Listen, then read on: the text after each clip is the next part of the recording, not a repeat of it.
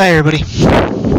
All right, so to date, I've heard there might have been one or two of these guys that have already been left and taken into custody, but according to this source, there are still four armed militiamen at the refuge, and they plan to hold the ground until pardoned. I don't think they're going to get pardoned. What I would have done at that point is the FBI does not really have the go ahead to pardon anyone. They have the authority to ask DAs to give time served, among various other things, which is very similar to being pardoned. Now, I know that it would be still count on the rep sheet and stuff, but you could also get that expunged after it is given, after you've been given time served. So at that point, that is what I would be getting. I mean, an idea of a pardon is kind of out there. It almost shows that they have no real grasp for the legal system that they're actually in and taking part in. And while a pardon would be a full grant of immunity, that's exactly what I would have done, is ask for an immunity agreement or a time served agreement. Any of the ground field guys can probably contact a local DA and get that done.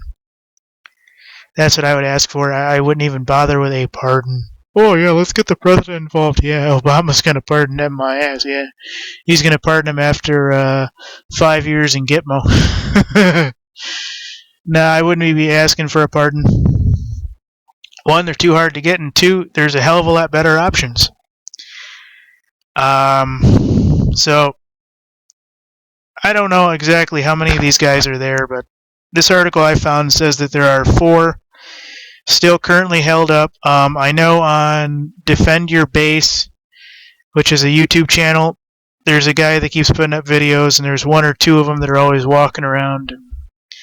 They're in day-to-day contact with the FBI. You know, they ask them if they need medical or this or that, and you know, they're being chummy, and they say, "No, we want pardon." I'd be like, "I just want an immunity agreement or a time served agreement, something along that line, which means I get to go home to my family."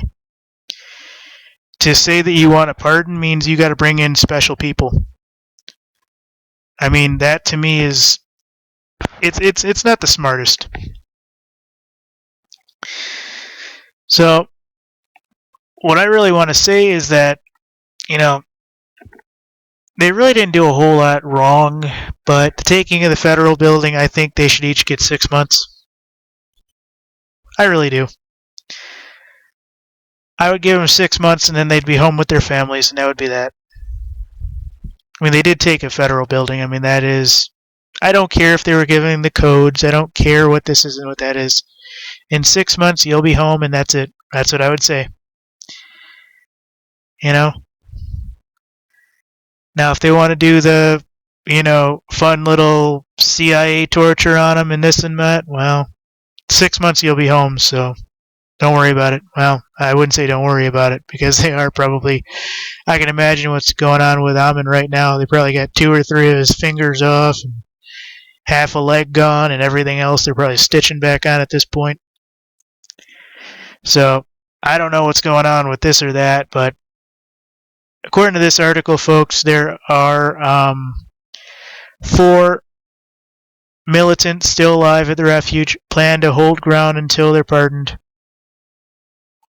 And I don't know if I'd say pardon. See, folks, I grew up where I know at least parts of the law. To get a pardon, you actually have to put up pretty much a... You gotta pretty much get the story famous and everything, and you gotta hope they're willing to work with you, and then that the executives are willing to do that. Well, it might be constitutional, but it's still not worth a pardon. It's still not worth a pardon. For a pardon, you pretty much need to do some time. I would say I want an immunity agreement. I'd want time served. Well, first off, I would have been out when they told me to get out, and that would have been that. And I would have just acted like I had a camera, and that would have been that. So, whatever these guys are doing, well, is what it is. So, this was the scene from, what is it, Defend Your Base. This guy's basically showing all his supplies he has, which I don't really like. But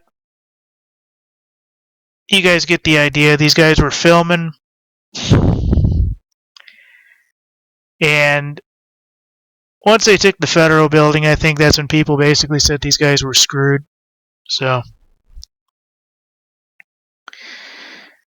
it's going to be interesting to see how this turns out, whether or not these guys will be in for more than what the Hammonds are in for. So let me know if you guys have heard different. Thanks.